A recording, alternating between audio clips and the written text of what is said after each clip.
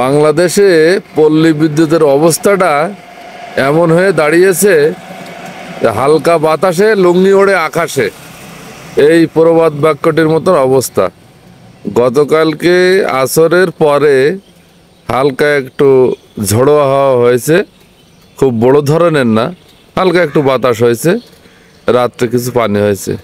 তো সেখান থেকে এখনো এই প্রায় 8-10 ঘন্টা বিদ্যুৎ বন্ধ, এবং সেটা কবে নাগাদ আসবে তার কোনো লক্ষণও বোঝা যাচ্ছে না।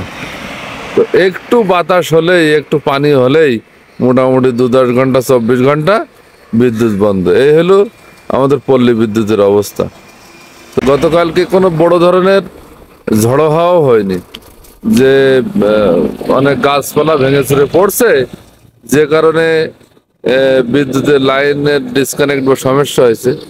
তো কি কারণে যে এত ঘন্টা বিদ্যুৎ বন্ধ, অলরেডি মোবাইলের নেটওয়ার্ক বন্ধ হয়ে গেছে, কারণ মোবাইল টাওয়ারগুলো চার্জ নেই বিদ্যুতের কারণে, সেখানে যথাযথভাবে জেনারেটরও ব্যবহার করে না, ইন্টারনেটের সার্ভিস বন্ধ, মানুষের জনজীবন আবার বিপর্যয়ের মুখে, বাড়ির ফ্রিজ বন্ধ, রান্না বাড়ার কার্যক্রম বন্ধ, মোবাইলের চার্জ বন্ধ, সবই খারাপ অবস্থা আর কি।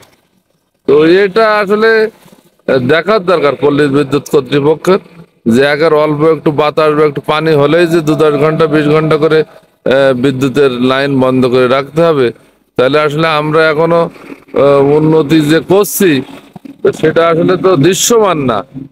সামান্য এতে এত সময় নিলে তো আসলে হওয়ার কথা না। এগুলো তো আমাদের আরো উন্নত হওয়া দরকার। তো বন্ধুরা, ভালো থাকবেন।